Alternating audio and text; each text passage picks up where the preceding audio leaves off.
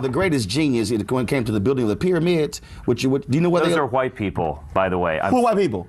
The Egyptians are not African. I'm sorry. Do you know where Egypt is? Yes, it's in Where? North Africa.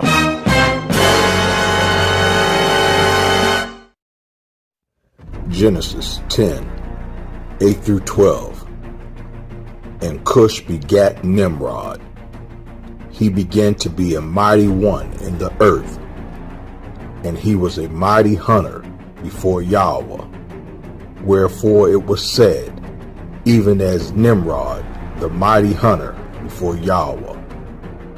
And the beginning of his kingdom was Babel, and Erech, and Akkad, and Calneh, in the land of Shinar.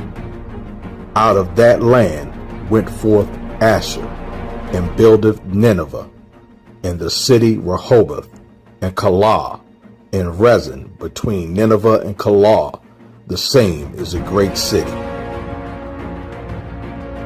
Smith's Bible Dictionary tells us, Nimrod, rebellion, or the valiant, a son of Cush and grandson of Ham. The events of his life are recorded in Genesis 10 and 8, from which we learn that he was a Cushite, that he established an empire in Shinar, the classical Babylonia, the chief towns being Babel, Erech, Akkad, and Calneh, and that he extended this empire northward along the course of the Tigris over Assyria, where he founded a second group of capitals, Nineveh, Rehoboth, Calah, and Rezin.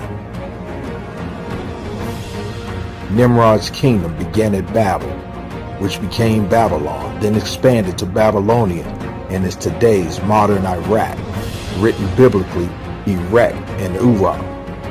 This was a Sumerian city located northwest of the city of Ur.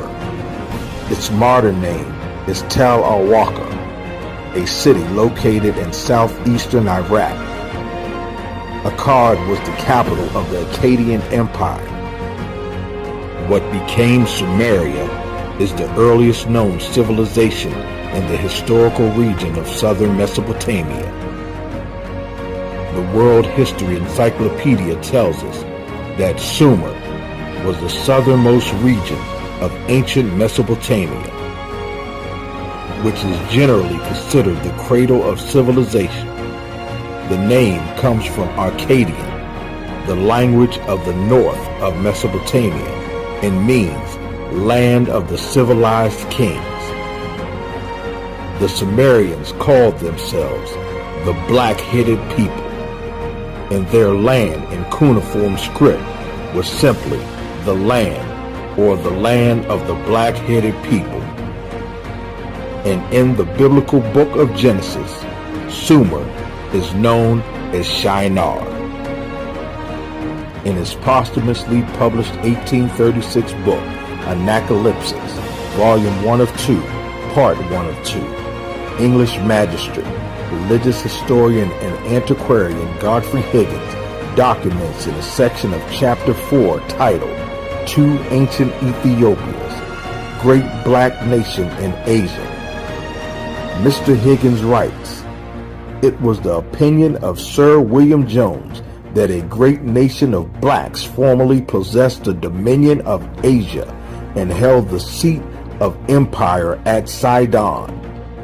These must have been the people called by Mr. Maurice Cushites or Cuthites, described in Genesis, and the opinion that they were blacks is corroborated by the translators of the Pentateuch called the 70, constantly rendering the word Cush by Ethiopia. The Cushites appear to have spread along extensive tracts stretching from the Upper Nile to the Euphrates and Tigris. At an early period, there was a stream of migration of Cushites from Ethiopia, properly so called, through Arabia, Babylonia, and Persia to western India. The Hamite races, soon after their arrival in Africa, began to spread north, east, and west. three branches of the Kushite or Ethiopian stock moving from Western Asia settled in the regions contiguous to the Persian Gulf. Thus, the name Kush was applied to tracts of land on both sides of the Red Sea in the Arabian Peninsula, Yemen, and northeast Africa. Ashur, the son of Shem, was the father of the Assyrians. Early on, Ashur for a time fell under the loose dominion of the Sumerian city of Kish, and it was later occupied by both the Akkadian Empire and then the third dynasty of Ur. Ashur was the primary capital city of Assyria. Afterward, the capital was changed to Nineveh, or Nineveh, the home of King Sennacherib, king of Assyria during the biblical reign of King Hezekiah. Calah is the modern Nimrud, an ancient Assyrian city situated south of Mosul in northern Iraq. Antiquities of the Jews, Book 1, 6 and 2. But Nimrod, the son of Cush, stayed and tyrannized at Babylon, as we have already informed you. Flavius Josephus.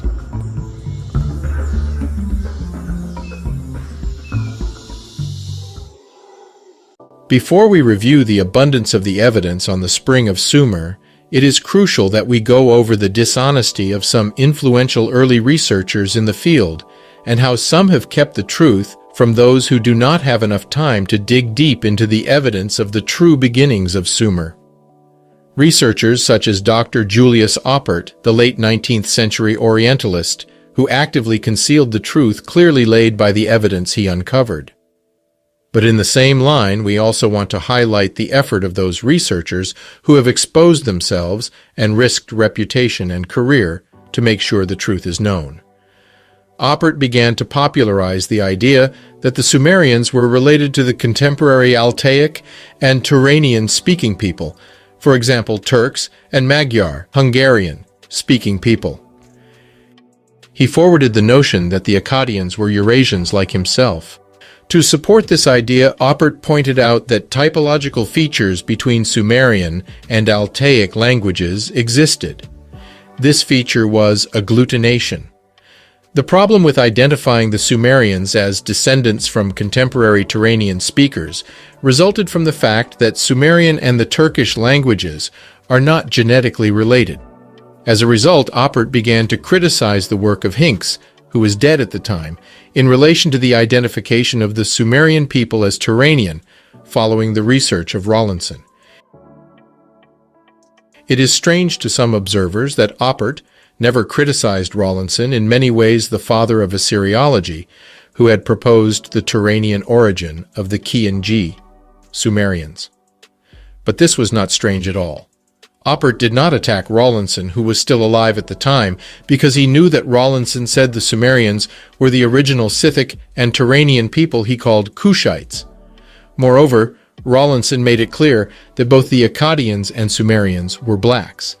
For Oppert to have debated this issue with Rawlinson, who deciphered the cuneiform script, would have meant that he would have had to accept the fact that Semites were black. There was no way Oppert would have wanted to acknowledge his African heritage. Because of the evidence that was continuously being uncovered, it was becoming more and more difficult to keep these conclusions from researchers who read the original Sumerian, Akkadian, and Assyrian text, that these people recognized that they were ethnically blacks.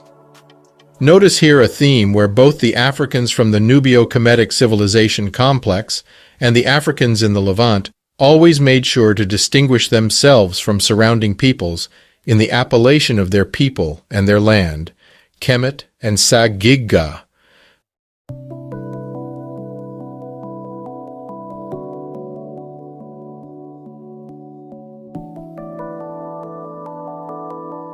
This fact was made clear by Albert Terrien de la Couperie. Born in France, de la Couperie was a well-known linguist and China expert. Although native of France, most of his writings are in English. In the journal he published called The Babylonian and Oriental Record, he outlined many aspects of ancient history. In these pages, he made it clear that the Sumerians, Akkadians, and even the Assyrians, who called themselves Salmat Kakadi black-headed people, were all blacks of Kushite origin. Even though de la Couperie taught at the University of London, the prestige of Oppert and the fact that the main centers for Sumero-Akkadian studies in France and Germany were founded by Oppert and his students, led to researchers ignoring the evidence that the Sumerians, Akkadians, and Assyrians were black, or worse, promoting a skewed idea of history. This in the least constitutes intellectual dishonesty, and in the worst something far pernicious that bears not repeating. In summary, the cuneiform evidence makes it clear that the Sumerians, Akkadians, and Assyrians recognized themselves as black Afro-descendants, blackheads. This fact was supported by multiple dimensions of data, as we shall see throughout this video. Little-known facts like the Behistun monument, which made it clear that the Elamites were also blacks. The textual evidence also makes it clear that Oppert began the discussion of a typological relationship between Sumerian and Turkic languages. He also manufactured the idea that the Semites of Mesopotamia and Iran, the Assyrians and Akkadians, were Caucasians, like himself. Due to this, many people today can look at depictions of Assyrians, Achaemenians, and Akkadians and fail to see the Negro origin of these people. To make the Sumerians Europeans, textbooks print pictures of artifacts dating to the Gutian rule of Lagash, to pass them off as the true originators of Sumerian civilization. No Gutian rulers of Lagash are recognized in the Sumerian king list. We have a lot of evidence that tells us where the original Sumerians came from. Archaeological evidence, cranial and osteological evidence, theological evidence, pictorial evidence, cultural evidence. However, it is interesting to observe that today people of African descent are being accused of trying to appropriate themselves with other people's culture because of ancient Egypt, and yet the evidence shows that in fact it is others who have inherited for themselves civilizations that were African, from Mesopotamia to Carthage.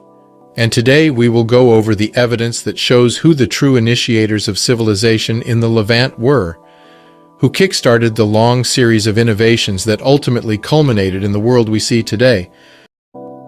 Claimed as a distinctively Asiatic civilization, Sumer is spread across Western Asia Minor, just a northern stone throw away from ancient Egypt. The archaeological and genetic data, however, paints a picture of a people with a drastically different origin than the people who live there today. The Sumerians were the early high culture in the Levant. They spanned from the Ubaid period in 5000 BCE to the kingdom of Ur in 17th century BCE. It is only in the latter periods of the Sumerian civilization, the Gutian and Ur periods, that chaos and decline became rampant. Abraham, the Eve, the son of Terah, was the 20th generation dating back to his forefather Adam, the 9th generation dating back to his ancestor Shem, son of Noah, and the 6th generation dating back to his ancestor Aber. Abraham's place of nativity was an ancient Sumerian city named Ur of the Chaldees.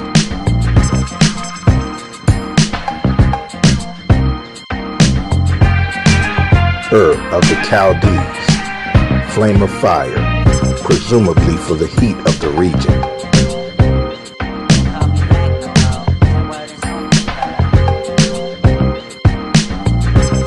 Who really are the true Hebrews? Who really are the children of Abraham? Chaldees. It appears that the Chaldeans were in the earliest times merely one of the many Cushite tribes inhabiting the great alluvial plain known afterwards as Chaldea or Babylon.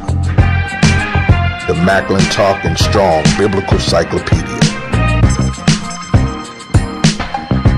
McClintock's Biblical Cyclopedia says that in the earliest times, The Chaldeans were merely one of the many Cushite tribes. To put this in perspective, according to Bible Hub, Abraham lived in the 21st century BC. He was a contemporary with Nimrod, who built the kingdom. There's no earlier period we can turn to. This is 1700 years before the son of Philip the Macedon, Alexander the Great, ravaged from Persia to Egypt. Remember, the word Cush means burned face.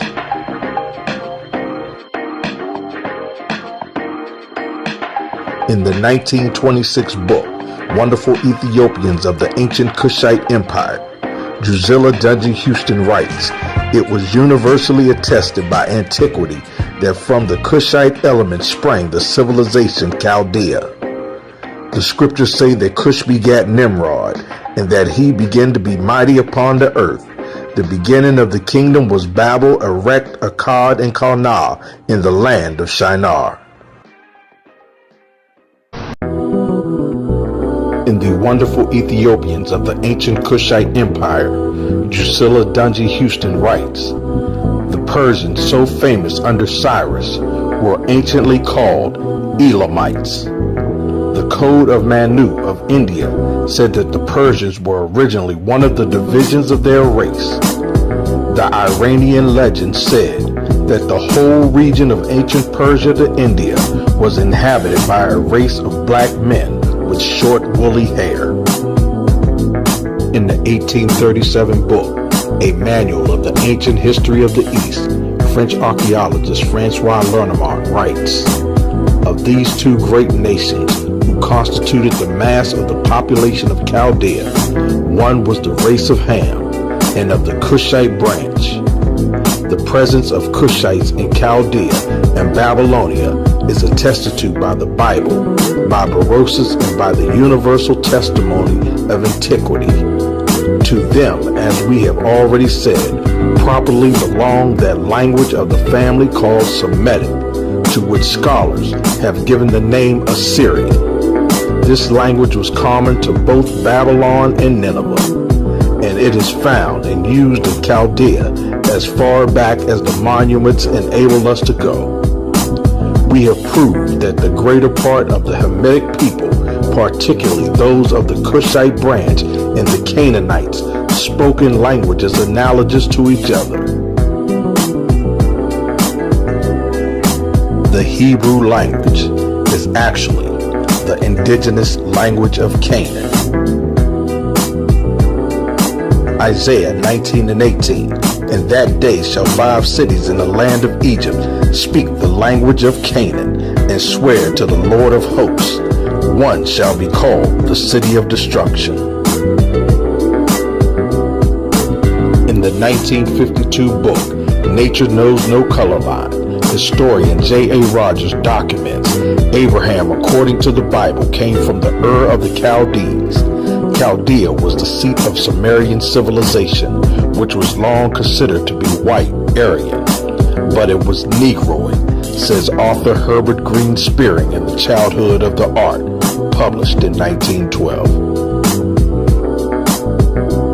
In the 1836 book Anacalypsis, Volume 2, historian Godfrey Higgins writes, "In consequence of the prejudice, for it is really prejudice against the Negro, or I rather say, against the possibility of a Negro being learned and scientific, arising from an acquaintance with the present Negro character, I admit with great difficulty the theory of all the early astronomical knowledge of the Chaldees having been acquired or invented by his race, and that the Chaldees were originally Negroes." Just because the modern population of a region looks like X doesn't mean that the ancient inhabitants of that region looked also like X. For example, look at Australia. Are white Australians descended from the ancient Aborigines? Or are white Mexicans descended from the ancient Mayans? Of course not. The Middle East is the most melting pot region of the world. There are black, white, brown, Indian looking and Mongoloid looking people in this region, all of whom claim to be native and indigenous to this region. And for example, in Arabs, there are black, white, and mixed, the so-called brown Arabs, all of whom claim to be the real Arabs. But which of them is the real Arab? The black one, the white one, or the brown one? The same goes for Iran. There are many different ethnic groups in Iran. There are Mongoloid-looking Turkmens, there are Indian-looking Baluch, there are native blacks, there are white-looking Turks, there are mixed-looking Kurds and Lurs. Which of them is the true Iranian? And unlike what the believers of the Indo-European hoax claim, the white-looking people in this region are not descended from the ancient mythical Indo-Europeans. These people are mostly Turks or descended from Turks. For example, here in Iran, up to 40% of people are Turks, and I don't know how many of them are descended from Turks, meaning are related to Turks. And the most white-looking people of Iran are mostly Turks, but there are also Russian, Georgian, and Armenian people too living in this region. And we all know that Turks are not an indigenous people to this region. They came from southern Russia and the Central Asia in recent centuries, and they cannot be an indigenous people to this region. The ancient inhabitants of the ancient peoples of the Middle East were all different types of black people, different groups of black people. Assyrians were a black people, Persians were a black people, Hamites were a black people, and Arabs, yes, were a black people. That's why you see Assyrians have depicted themselves with curly hair, curly beard, and dreadlocks. That's why you see Persians have depicted themselves with curly hair and curly beard. And even there are many wall paintings found in Susa in which Persians have depicted themselves with black skin, have painted themselves with black skin. So therefore Persians were black people, not a so-called Indo-European. And I believe that Persians, Assyrians, Arabs, and all of the ancient inhabitants of the Middle East were an Ethiopian type of people, the so-called Semites, an Ethiopian type of people. People like the Somalis, like Ethiopians, like Eritreans, like Djiboutis, like dark-skinned Yemenis. You know, they weren't a white people. Why? Because the temperature here in this city goes up to 50 degrees Celsius in summers with a high intensity and a UV index of 12. White people cannot endure this heat. They cannot tolerate this heat. So they cannot be indigenous to this region. Because we semi-white looking people cannot stand this heat. We cannot go outside too much in summers. But how can white people be indigenous to this region? And I don't say this because I'm racist. As you can see, I'm not a black person, and I look mostly like whites than blacks. I just want to tell the truth that the ancient inhabitants of these regions, from Babylonians, Assyrians, Elamites, Persians, Jews, were all black please stop whitewashing history. Yeah, black people are the real Jews. Yeah. So, because a lot, we don't know. They're not telling us. No, because they whitewash the whole thing down to make you believe that the blacks were, of no significance. So, And where are you from? I'm from India. From India. See, I keep telling y'all, people overseas know who we are. I keep telling y'all, but y'all don't want to believe me. They don't want to believe me. If you go to the Old Testament, when Moses took his people from Egypt, when they was in Ethiopia, in Iran, now all this in Africa was to be the Western civilization 5,000 years ago. United States or Europe, they was dead. There was like a desert right now. The civilization was in North Africa. And all this, like, especially if you go back to Moses before Abraham came from Africa and spread and went to, because Africa used to be like, most of them was to be hunter, or they sheep, they raise sheep and stuff. So when they went to Palestine, there used to be a lot of river over there and there's a lot of grass and stuff. That's what they call it, the land of honey and milk. But the real, in my knowledge, and I know I can trace my generation almost 10 generations back, we are not Arabs. The Christian in Middle East, they are not, because when they convert to Islam, they cannot come back because they will kill them. Whoever stay, there's a three thing: or you pay, or you leave, or you convert. And I guess we left or we paid. And the Jewish, when they came to Palestine, they didn't come from Europe or America because there wasn't exist back then. They came from, used to be in, like from top of Scandinavia and all these people. If you read the really history, but some people are gonna switch it the way they want. No worries, please. What did you just say about the Jews? Jews are Africans. The real Jewish is African. The real, you said, well, what you said, the real Jews are black, put it though. a different way, dark skin. Okay, because the Africans are, okay, so you like you're saying like the Phoenicians, but you got them, and a lot of those are Hamites, like you was talking about. That's right. Kenani, right. I know in different language but most of the race over there, they came from north. When they spread out, they spread it from Africa. Mm-hmm.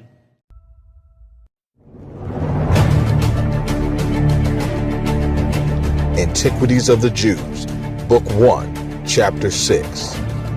Shem, the third son of Noah, had 5 sons who inhabited the land that began at Euphrates and reached to the Indian Ocean.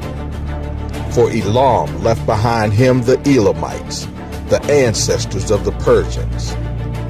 Asher lived at the city Nineveh and named his subjects Assyrians, who became the most fortunate nation beyond others.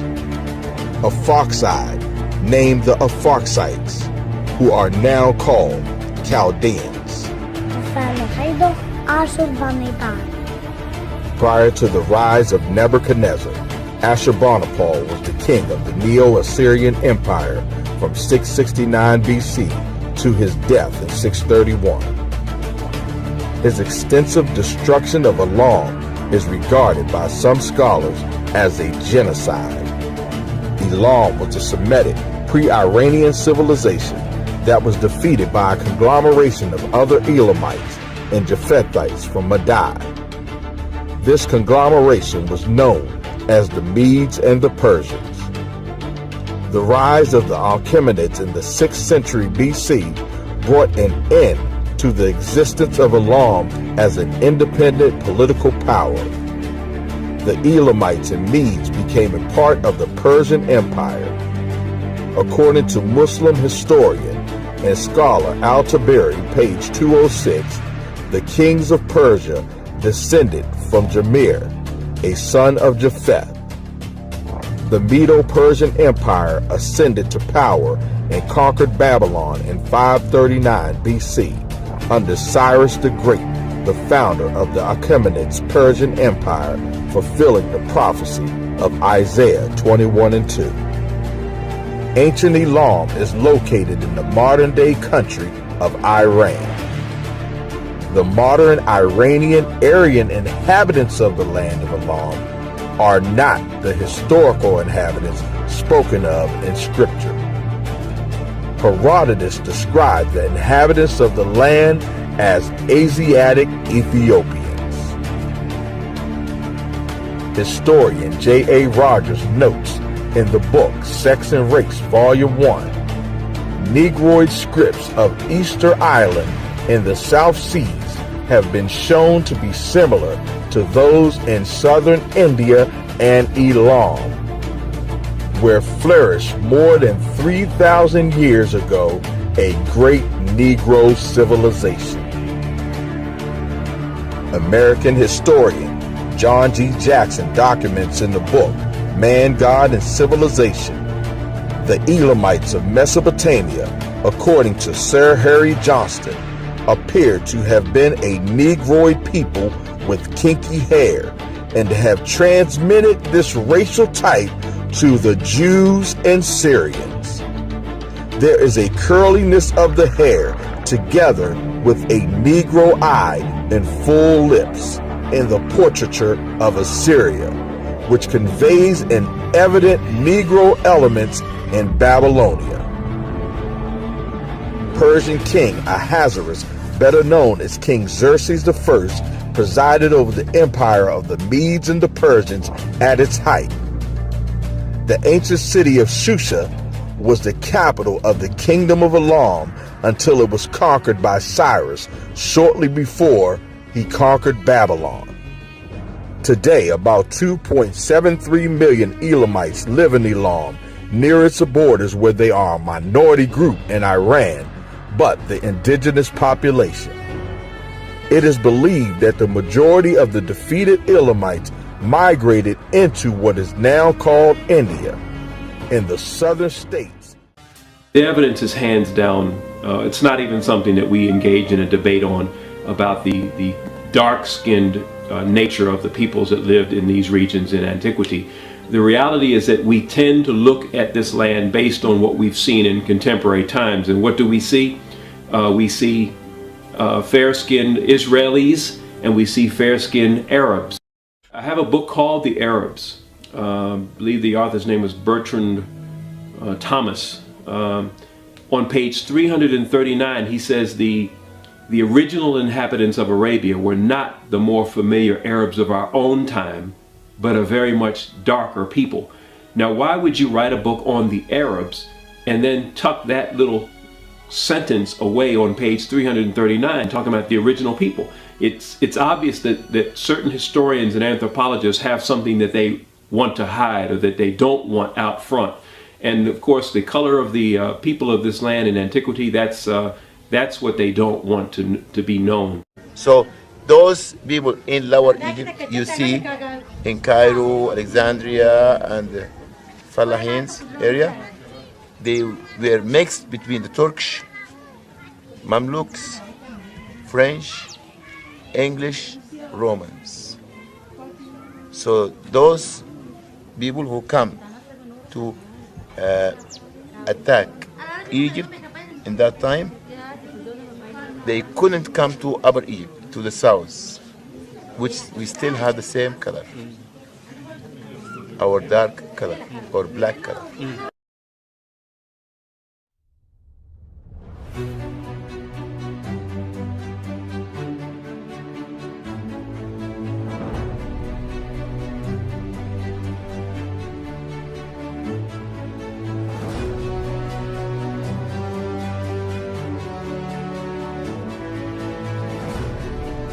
Pharaoh Asorkin was the 5th king of the 21st dynasty of ancient Egypt and was the first pharaoh of ancient Libyan origin. He ruled Egypt from 992 to 986 BC.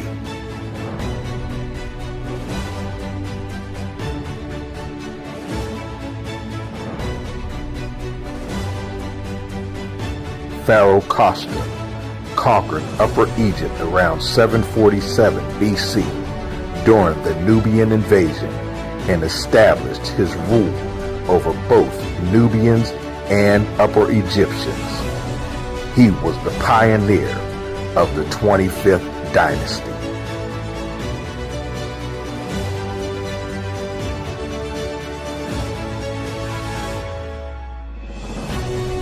Pharaoh Pi was an ancient Kushite king and founder of the 25th dynasty of Egypt, who ruled Egypt from 744 to 714 BC. These are just 3 Hamitic, non-Egyptian pharaohs who ruled over the Egyptian empire. This all predated the son of King Cyrus, Cambyses II, and his Persian army invading Egypt in 525 BC, as well as the invasion of Alexander the Great in 332 BC. These were the first European types to conquer ancient Kemet. The mixed multitude that left Egypt for Kemet was based on ethnicity, not skin color. While these salient facts regarding Sumer's obvious cultural genius are well known, the important question of the racial composition of its population is generally glossed over. This apparent cloud concerning race, however, is very thin, and there is a substantial body of evidence in support of the position that the civilization of Sumer was the product of black migrations from Africa's Nile Valley.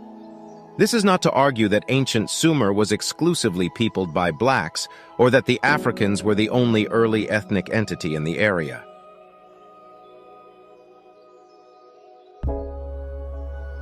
Sumer was at the crossroads of Asia, Africa, and Europe, and over the millennia there was a great deal of foreign intrusions and racial intermingling. In respect to Sumerian civilization, however, the black contribution was decisive and far overshadowed that of the later invaders. I would also like to quote John D. Baldwin in his book Prehistoric Nations.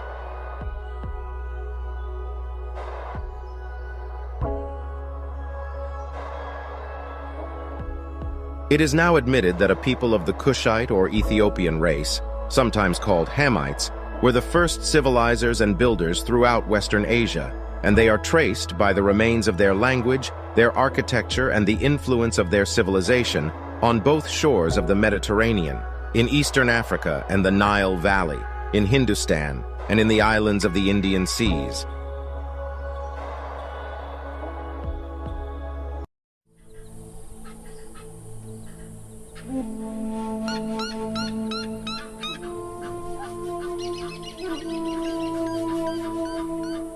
The name of the next son of Ham is Mitzrayim. Mitzrayim, a son of Ham, an ancestor of various peoples, Ludum, Anamim, etc. The name of Egypt. Egypt, a land in northeastern Africa, home to one of the earliest civilizations, an ancient important cultural and political influence on ancient Israel. Geography. Egypt lies at the northeastern corner of Africa, separated from Palestine by the Sinai Wilderness. In contrast to the modern nation, ancient Egypt was confined to the Nile River, a long, narrow ribbon of fertile land, the Black Land, surrounded by uninhabitable desert, the Red Land. From Flavius Josephus, Antiquity of the Jews, Book 1, 6, and 2. The memory also of the Mizrahites is preserved in their name, for all we who inhabit this country of Judea call Egypt Mistra, and the Egyptians Mizraim. Genesis 10, 13 and 14. And Mitzrayim begat Ludum, and Anamim, and Lehabim, and Nephtahim, and Pathraim, and Cashlazim, out of whom came Philistine, and Caphtorim. The son of Mitzrayim, Cashlahim's family, is divided into the Philistines and of Caphtorims, with the Philistines frequently identified with Caphtor.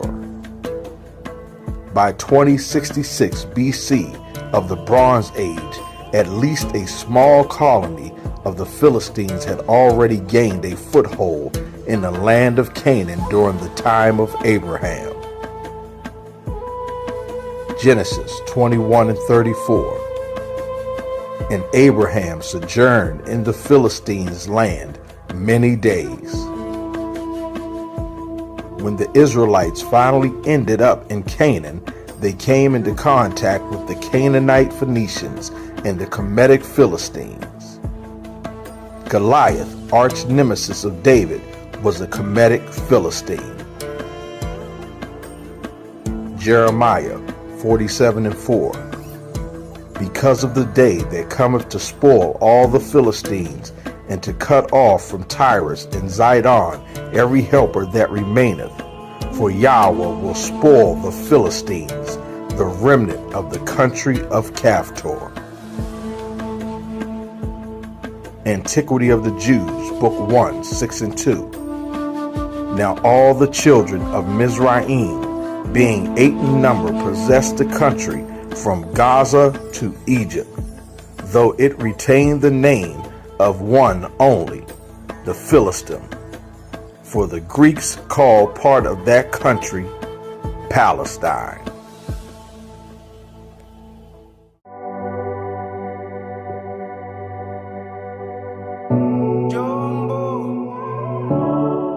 When you Google ancient Egypt genetic studies, you are overwhelmingly bombarded with the results and interpretation of this study, the Abu Sir el-Malik paper, commissioned by Dr. Hawass. But this study is completely flawed. Here is why. Number 1, it does not deal with ancient Egypt at all, as the period covered was a period in which Kemet had already ended. Number 2, the location of these mummies is at the frontier and not at the core of the Nubio-Kemetic civilization. Number 3, the sample size is dubious at best, or indicative of data manipulation at worst, which would be in line with the whole spirit of the study. In fact, this study and its conclusion are as accurate as saying that Native Americans had European DNA by selecting DNA from New York from 1600 to 1900. The popularity of this study is causing Kemet deniers to say things like these. Here is scientific proof that ancient Egyptians weren't black. The Afrocentric movement claims that the great pharaohs were actually what they called black or Central Western African, and modern Egyptians are just the invaders. Here is why this is false. A study done in 2017 by 2 German universities examines the DNA of 160 Egyptian mummies. The results were shocking. First of all, they found that the genes of ancient Egyptians resembled Eastern and Mediterranean people. What was even more shocking and ironic, they found that the mummies had 0 sub-Saharan African genes. Modern Egyptians had 15 to 20% African genes. That means that modern Egyptians are actually more black than their ancestors ever were. As we shall see, not only has she been misled, but her conclusion is, in whole, wrong.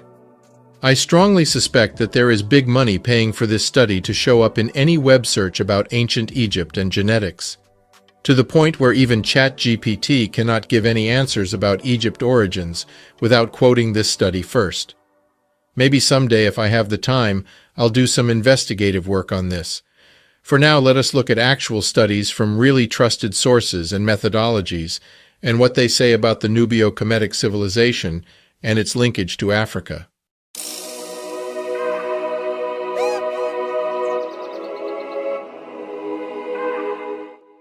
A recent study was done and determined that both Ramses II, also called Ramesses the Great, and Ramses III had the haplogroup E1b1a.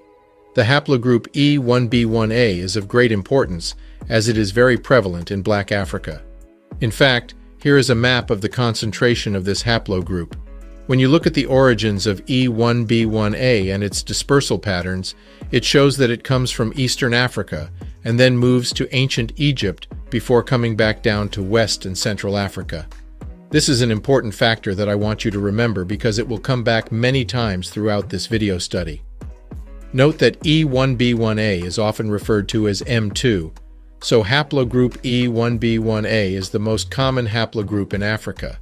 And we're now very happy to be joined by our next guest, Dexter Caffey, the founder of Smart Eye app, who recently learned of an eye-opening discovery of his own ancient past, all thanks to a DNA test. He is joining us now by Zoom from Atlanta. Hello, Dexter. Hello, Emily. How are you? It's so good to see you. Last time was here in Israel. We got to get you back here, but we'll have to settle for Zoom now. You have such an interesting history. Please explain what made you do a DNA test, and then what happened when you found out all of a sudden that you're related to Ramses III. That's a great question, Emily. Well, about a year and a half ago, I traveled to places like Israel, France, and different places like that. And so what happened was people would always ask a normal question, where are you from? And I would say the States, United States. And the people that I saw in France would say, no, where are you really from? And I said, the States. That's all I know. And so that question stuck with me for a long time. And I just said, where am I actually from? I mean, I know I'm American, but where my DNA is from? And so I said, well, let me take my DNA test. It was a 23andMe DNA test. And I took the test, and I was shocked when I saw the results. It came back, and it showed that I was actually a direct descendant of the Pharaoh Ramses III. And I knew nothing of the pharaohs. Didn't know much about Egypt, but everything you hear about, Bible stories and things like that. So for me, it was a huge shock, and that's how I found out about it. There are some very interesting genetic studies that are starting to emerge that clearly show an African origin of the Nubio-Kemetic civilization. These recent studies, seldom publicized, show without a shadow of a doubt that the ancient Egyptians Kemetu were closely related to modern-day West and Central Africans, and by extension African Americans. In fact, they show that African Americans are more closely related to the ancient Egyptians than the Irish descendants are to the Greeks and the Romans. The picture that is starting to emerge from all these research publications is that Africans were at the root of this latest instance of human civilization. They then spread it to the four corners of the globe.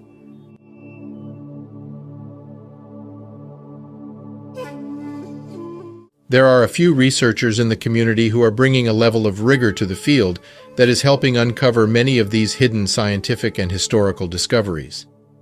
Camgiverse frequently covers emerging scientific data on the subject. Mr. Theory covers lesser-known depictions of Africans in ancient and medieval times. And lastly, King's Monologue specializes in facial reconstructions of key Kemetic figures. Do check out their work. I cannot recommend them enough.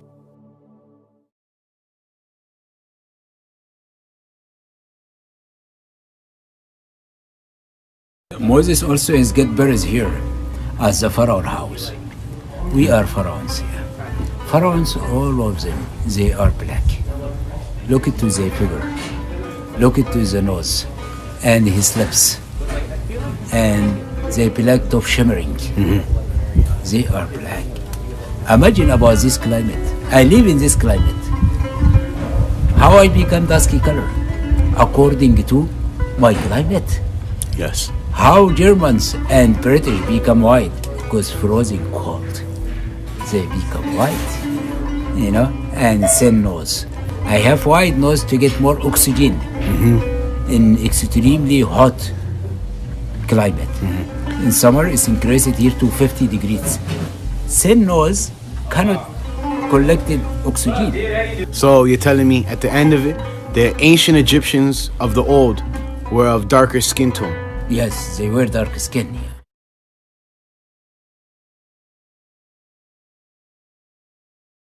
Welcome back to the study of antiquity and the Middle Ages. As always, I am your host, Nick Barksdale, and today we are joined once again by Dr. Rebecca Futo-Kennedy, who's going to take us through a thought-provoking episode on the term sub-Saharan and the whitewashing of ancient North Africa. Yes, I just think we should sort of because this idea, this sort of continually trying to find this idea of, separating out North Africa from sub-Saharan, as if the Sahara was the impermeable boundary that nobody could get through, is really a continually problematic type of argument. Particularly since we have early texts that tell us that, right, Herodotus tells us that, he says the Ethiopians and the Garamantes are indigenous to North Africa, and that, of course, the Phoenicians and the Greeks are not. But he makes it very clear that people he call Ethiopians are indigenous to North Africa and Northwest Africa in particular. So I think when people ask about this stuff, what they're really trying to ask, and they don't want to ask the question, so they use this phrase sub-Saharan, is, are Egyptians white like us? And they don't want to say that, because if they say things like that, then, you know, because what happens when you sort of subsume whiteness for the entirety of North Africa, right? You want to claim the ancient civilization without modern Islam being attached to it. And then you want to separate it from blackness. That's the only reason why people use this term. There is no genetic distinction to be made here. There is no political distinction to be made here in antiquity, or in even clearly up until the modern world. If people aren't using the word, they're not making a distinction about it until they want to use it. All of Africa was a colonial playground until a certain period, and then we're going to make a distinction between the oil-rich Arab states and the mineral-rich and other resource-rich exploitable states below the Sahara that are not oil-rich states, right? Agricultural versus other. So I think anybody asking the questions about sub-Saharan and how these ideas apply to the ancient world need to stop, because they are clearly, absolutely modern impositions of ideas and ideology, and very clearly they are very recent modern impositions. And whenever people say that they want to avoid imposing modern ideologies onto ancient world, they're okay with imposing modern ideologies onto the ancient world as long as it's their modern ideologies, like the category of sub-Saharan. So I think we need to nix that one. What you're really asking is, are they black or are they white? And the answer is neither, and both, but really neither. There's no white people running around in ancient Egypt. Egypt has always traditionally been given prominence as the height of ancient culture. Nubia is now coming into its own and is being understood to be of equal importance. It is different from ancient Egypt, but it is equally important and not just an adjunct to this Egyptian culture. What archaeologists do when they pull material from the ground or when they translate texts, they bring their own cultural baggage to that interpretation and the baggage of the times that they live in. And so it's imperative that we go back and continually reassess the things that we take as facts. Many of the early archaeologists came to the study of ancient Egypt and ancient Nubia from the perspective of Semitic languages or the study of the Hebrew Bible. And it was very important to them to bring Egypt specifically into the sphere of biblical studies. And so they had to carve Egypt away from Africa to bring it into that sphere. And the way that they did that was they used race. So these early archaeologists effectively made ancient Egypt white in the sense that they made it part of a dominant Western culture, and ancient Nubia was separated from that. It was black. And this was how they took Egypt out of Africa and put it into this Semitic sphere, this biblical sphere. And it's only in recent decades, the last 3-4 decades, that Egyptology has really moved away from that. And scholars who are studying Nubia are really given the chance to give a voice to this Nubian material that it wasn't given much of a chance to have in the past. I want to talk about racism within Egyptology. And I have talked about this in this Facebook, YouTube context before, and I have done so on my own, and I've done so with Dr. Jonathan Winterman of UCLA. And we think about these things a lot. We talk about it a lot. Jonathan comes from the Oriental Institute at the University of Chicago. That's where he was trained. I was trained at Johns Hopkins University in Baltimore, known as the Institute of Albright, and an ancient Near Eastern powerhouse.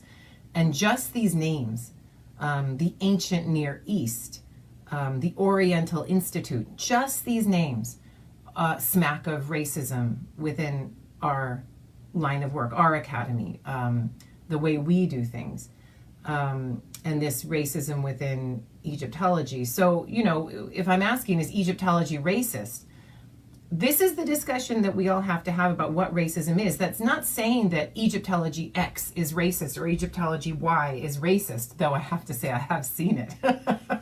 And there are Egyptologists who dress up in jodhpurs and pith helmets and colonial garb and go out into Egypt with absolutely no self-referentiality of what that does to Egyptians who see them in their colonial get-ups. Those are Egyptologists from Yale, and you can do some Google searching. So there is racism within Egyptology, within individuals, but most of it is racism within accounting, racism within law enforcement, racism within the government. It is racism that is systemic, that is part of an institution, that is something that individuals aren't necessarily responsible for. But if we don't, as individuals, speak up and notice it and say something, then there are issues. And so it is time for Egyptology as a discipline and as a science to speak up and say, why do we use words like Oriental? Why do we use words like the Near East? Near East implies that it is near to something, but it is east of it. And it implies that it is near to the West. It is near to Greece and the European Mediterranean. So that's what the ancient Near East means. It is East in relation to the center of the world, right? So ancient Near East or Middle East, these are in and of themselves problematic terms. So do you call yourself the Department of African Studies, African and West Asian Studies? Maybe. Maybe just taking a strict geographic perspective would be the best way to do it, but we should at least talk about what terms like Oriental or Ancient Near East do to people and how it makes people feel and how it excludes certain people from a discipline. Is racism alive and well in classical studies? And if so, would you mind giving us some examples of that? So we want to think about what we mean by racism, first off. I think a lot of people think that racism equals overt acts of prejudice, like the expression of prejudice overtly against people. And we do actually see those actions, both within the discipline itself and also by people who like the classics, but who aren't necessarily professionals in the field. I think, you know, one of the most recent prominent episodes was what happened at the Society for Classical Studies meeting a couple of years ago, where a member of the discipline stood up and made this sort of long speech about Western civilization narratives and how we have to recenter, you know, we're the foundation of Western civilization, et cetera, and then insinuated that one of the members of the panel, who happens to be one of only a handful, you know, a small percentage of Black scholars in the field, only had his position because he was Black. And so it sort of went downhill from there. But that also was accompanied by the fact that a Latina and a Black member of the discipline, who I had invited to that conference to receive an award for their work. At the time I was the co-chair of the Women's Classical Caucus, and they were there to receive an award for us for their advocacy work within the field. They were racially profiled by the security at the conference. And specifically, they had been, the security had been called by someone at the conference, so a member of our field most likely, who said that they didn't think those people belonged there. And so those are just sort of like two very prominent recent incidents that come to mind. One could actually, and this will probably make all of your watchers realize that they should just hate me now, is that Victor Davis Hanson is probably one of the most vocal racists in our field. Now there seems to be a great connection between ancient Nubia and later Egypt and early Egyptology. They sought to seem to make Nubia the black part of North Africa, and then you have Egypt as the quote-unquote white part of North Africa. Can you talk a little bit about Egyptologists' perspective between Nubia and ancient Egypt as well? Well, this is where we start to get into the hypocrisy, isn't it? Because, I mean, you know, we know that the borders were sort of, you know, variable in ancient times, and we know that the people archaeologists are quite happy to refer to the ancient people from Kush, from what's now kind of Sudan and the region of kind of Nubia. They're fine with referring to them, so we'll get titles of books, you know, Black Pharaohs. But then at the same time, that's almost removing, you know, Egypt from that sort of Africanness. And they then equally, and this is where the hypocrisy comes in, they will say to people who will say, well, you know, ancient Egypt was a black culture too, both in terms of its ethnicity and also the racialized identity of people. And at that point, I've noticed that many institutions and some Egyptologists will say, well, you can't use a modern racialized term. And my point is, well, you've just used it for the people of Sudan, so why can't we use it for the people of ancient Egypt? Right. And that's where the hypocrisy really starts to kind of hit home. And time again, we have people, I wrote on my blog a couple of weeks ago, you know, somebody again trying to justify the use of this term for the people who were further south, but not the people from ancient Kemet.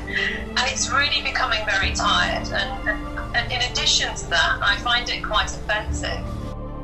All of these people are connected to each other, and dividing them in a way that implies a level of discreteness that the term race implies is inappropriate. Were there people with darker skin, lighter skin, curlier hair, less curly hair? Yes, there were. There's no evidence that they had a theory of human variation that would be commensurate or similar to notions of race as they were developed in Europe. So this idea that there are no Black Africans in the Mediterranean world is laughable, and that they weren't just living their lives like everybody else is laughable. They experienced the same kinds of prejudices that others. I mean, if you're in Athens, if you're not an Athenian citizen, you're a Metic, and you are subject to being sold into enslavement, whether you are Lysias and one of the wealthiest men in the city and his family, whether you're a common prostitute, and whether you are a Greek or not Greek. They don't distinguish within the category. You're simply not Athenian. And the Spartans are the same way, right? So this idea that people are being singled out for prejudice because they are quote unquote, you know, Black or they're African more than anybody else in a Greek structure, at least, is kind of, to me, I don't see it anywhere. I haven't seen it in any of my sources anywhere. So yeah, so I would say one of the things we need to sort of take away is, one, the ancient Mediterranean is not a white space. It's filled with people from all over. That people who we would call Black Africans are all over the Mediterranean, and they are living lives like everybody else. They're merchants, they're entertainers, they're soldiers, they are shop owners, they are teachers, they are playwrights. They become, of course, in the Christian period, they become very, very heavily part of the early Christian church. We know that the kingdom of Ethiopia was the earliest fully converted, officially Christian kingdom in the ancient world. And so they are part of the Christian hierarchies very early on. And so we see them everywhere. And so this idea that, you know, it's like I said, again, this sort of impermeable boundary between the Sahara and North Africa and the Mediterranean is a false idea that doesn't work.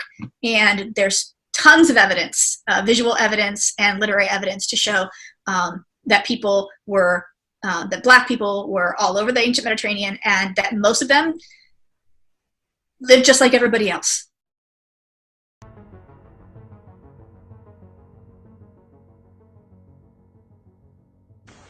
I am Cananim in Israel. I go American, and I help with the people Black in America. أنا كنعاني، أنا من إسرائيل كنعاني. أنا أحب أساعد الشعب الأسمر في أمريكا. We have a little Canaanite boy, and he is with the donkey, and he's taking care of his sheep. A responsible young man. They're goats, and one of them's got great big horns. I hope he doesn't hit me. This is what we're called. Move in some, Dad. Move in some. I don't have my wide angle. I can't get the Okay. How of me? Now, how am I now? I can't get Right, people are in Israel. Yes, indeed. Near Jerusalem, where Rahab was. Near Jericho. Some goats here with some long horns. Oh, let me get out of the way here. אוקיי. חברי, מה העם שלך? אני מהעם כנענים. גרים פה. יש אנשים 500. 500? 500. העם פה, כנענים? יש, מהעם. Do you have something to say to the brothers, the black brothers in America? In Arabic and English? احنا مبسوطين بالزيارة وبنبعت سلاماتنا لكل الناس الطيبين بأمريكا. السمر لأخواننا السمر بأمريكا.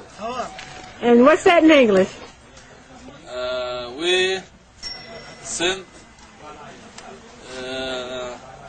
flowers from our land here to our brothers, black people in America, and we like them. Okay, all right. Numbers 13 and 21. So they went up and searched the land from the wilderness of Zin unto Rahab, as men come to Hamath. Today the Canaanite Hamathites from Genesis 10 and 18 in their territory Hamath, which is shortened to Hama, is located in Upper Syria. Yes, hello Mark. Thanks to have me tonight. It is a great opportunity for all the people to be here and to show their culture and to give some description about Tubu. First of all, I want to start with the beginning with the Tubu description about the Tubu. We are minority and indigenous people of the Africa, and we are indigenous people of the land Libya and Chad and Niger. We are around 2 million people living in this land for around 30,000 years, and we are the original indigenous people of this land. It's a fascinating thing when you talk about the presence being there for tens of thousands of years. Do you experience any discrimination, any kind of differences based on your racial identification there? Yes, about the living in the north of Africa, especially, it is very hard. And I'm going to give you some description about the discrimination that people facing in this land. So in the past, in the colonial Mama, with that time, the Tubu passed a lot of kind of marginalization, and they pushed away from their land, and they are took their land because discrimination against the Tubu because they are only black people. And after the revolution time, a lot of things has been changed in the beginning, and the situation was somehow it was good. But now the situation is very bad, and two are under threat, and we are living in very dangerous cases, discrimination, and a lot of people have been killed in different cases, and things are getting worse and worse and worse by the time. The regional people here, it was black. I know about the history of Beni Hilal. I know about the Zir Salem history. Everybody knows this. Most of the Bedouin here, most of them, they come from the Arab Gulf. They know, they can know they're not original here. They know that we are the original people here in this land. When we say that something like Egypt is an Afro-Asiatic world, it's that we actually are trying to make it so that it's neither African nor Asian. That lots of people have come into the Egyptian valley, we say, as if there was never anybody indigenous there. And I think we just want to, one of the things you'll hear Egyptologists say often is Egyptians are Egyptians. And I think this is really important. If you sort of look at this from the perspective of the Greeks, of course, are an infant compared to Egypt, and they recognize their infancy, their sort of cultural infancy compared to Egypt. They meet the Egyptians pretty late in the day. I mean, obviously there's Bronze Age interactions, but like But it's really not until the 7th century that we have sort of sustained interactions with Egypt again, and we have the settling of a trade outpost, Naucratis, in the Nile Delta, which is a pan-Hellenic trading outpost. When they actually finally start interacting with the Egyptians are ruled by the Nubians, supposedly, right? These Nubians, as if the Nubians had never been there, but the Nubians have been there all along. But the 25th dynasty, I believe it's the 25th dynasty, was the quote-unquote Black Pharaohs. But they're not the only Black pharaohs in Egyptian history, and they're also not the only Black people in Egypt. The ties are deep. So I actually would argue that we don't call it an Afro-Asiatic culture, but we actually call it a Nilotic culture, a Nilotic because it's actually the Nile that dictates and controls the way that this world worked and the way that movement in this world worked.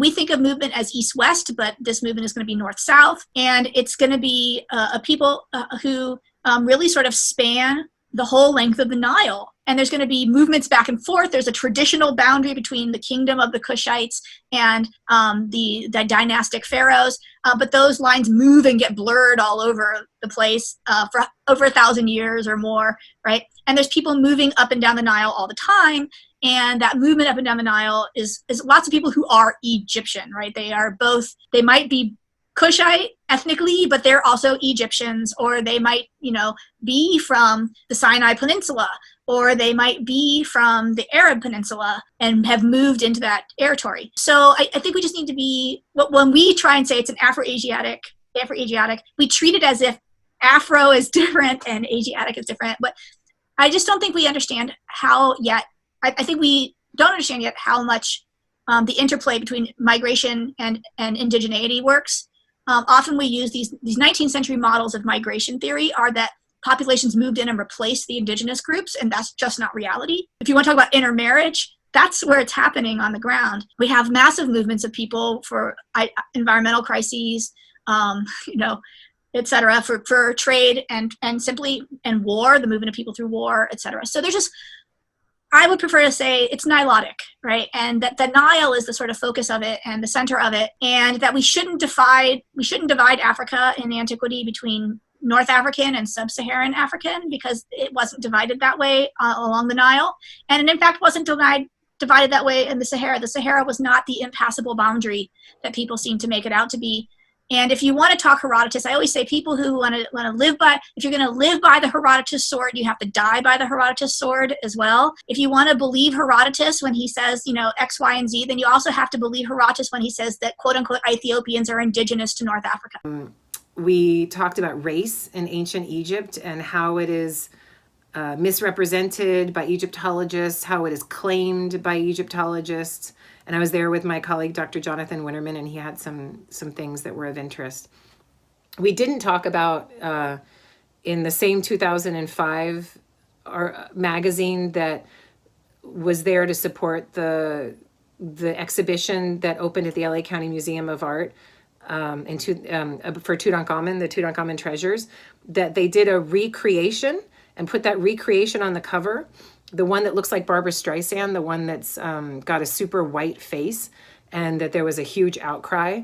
And at LACMA, at the museum, when the exhibition opened, because this reconstruction was on display for the first couple of weeks, we had people of color picketing the museum, saying King Tut is back and he's black.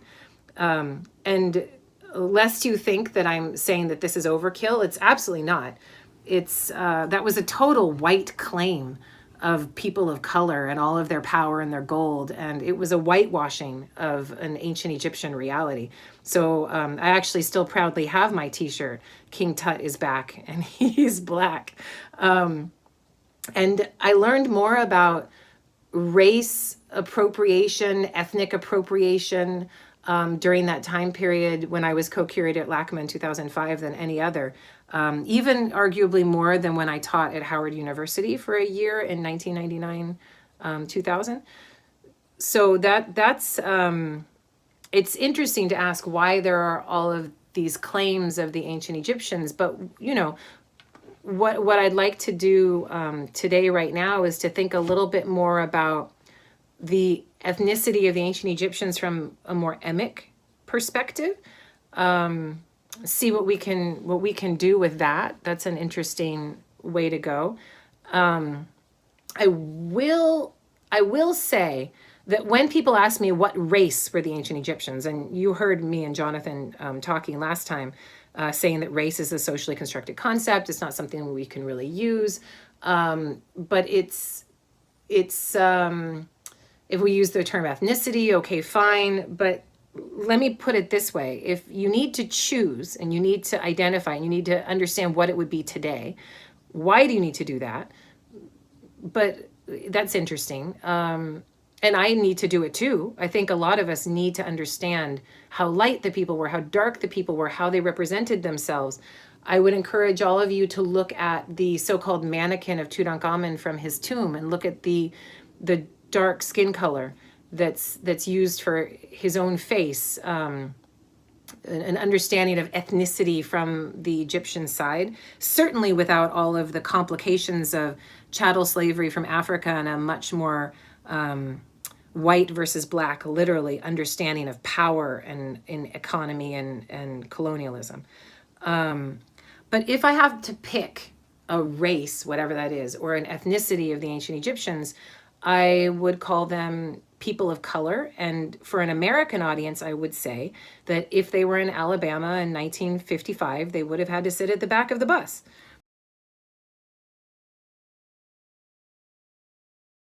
This is the Egyptian Gallery, or one of the Egyptian galleries at the Fitzwilliam Museum in Cambridge, and I wanted to start off here because this is where the project started. One particular object that's been on display for the last 20 or 30 years actually inspired the Afro Comb project. The comb dates to around 5,000 or 5,500 years ago, and it's very typical of the type of combs that we see from early Egypt. The teeth are very long. They have quite wide gaps in between, and as you can see from the comb, one of them is actually broken, probably because it was used. At the top of the comb, it's quite interesting because I suppose in some respects is a parallel to the black fist that you see on a lot of modern Afro combs. We see an ancient symbol.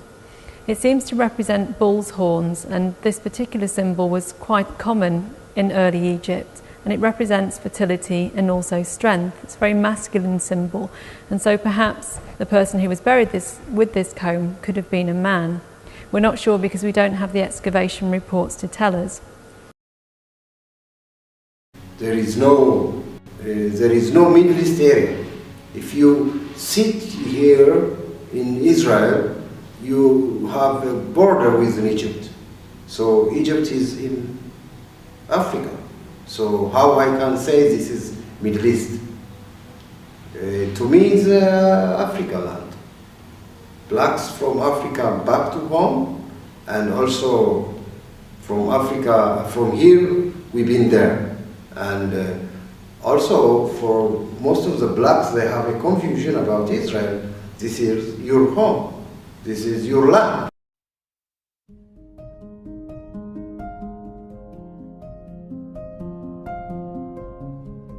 Sir Gaston Maspero, a French Egyptologist, stated that by the almost unanimous testimony of ancient Greek historians, they, ancient Egyptians, belonged to the African race which settled in Ethiopia.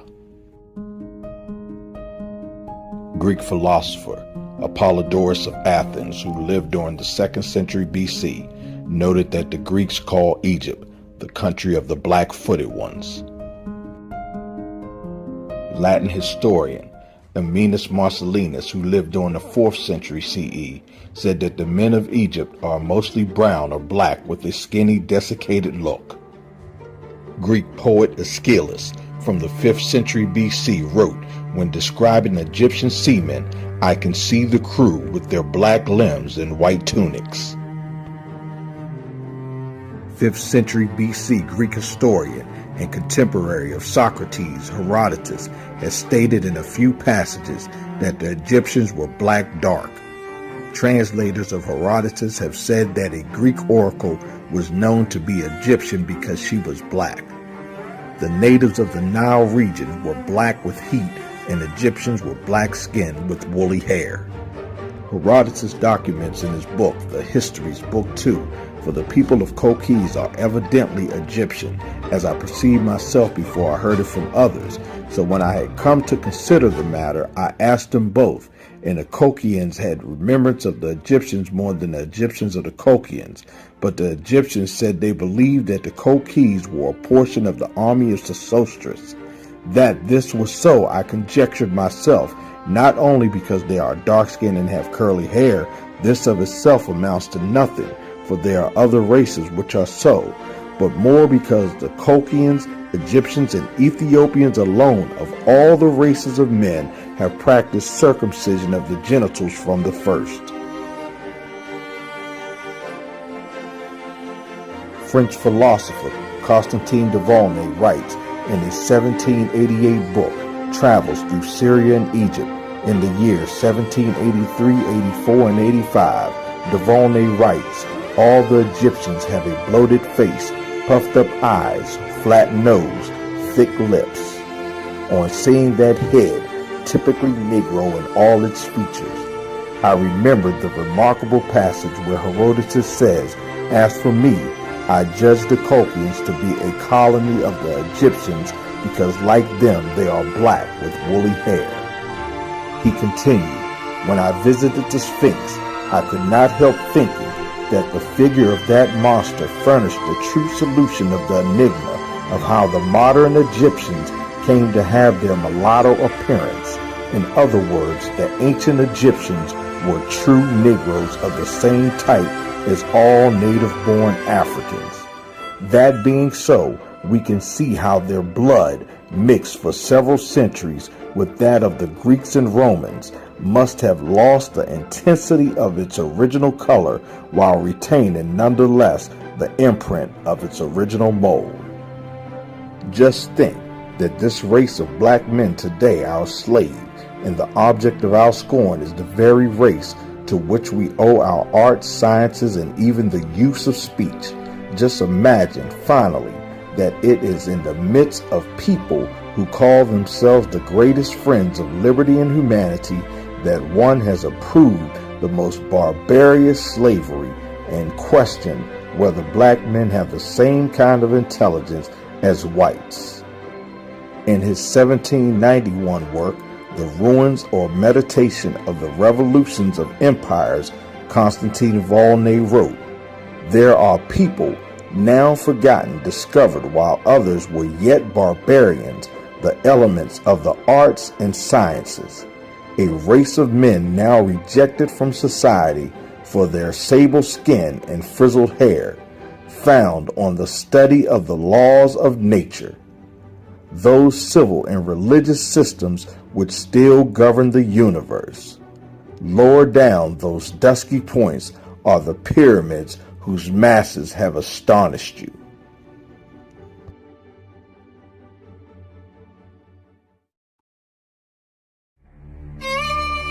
Thank you for watching.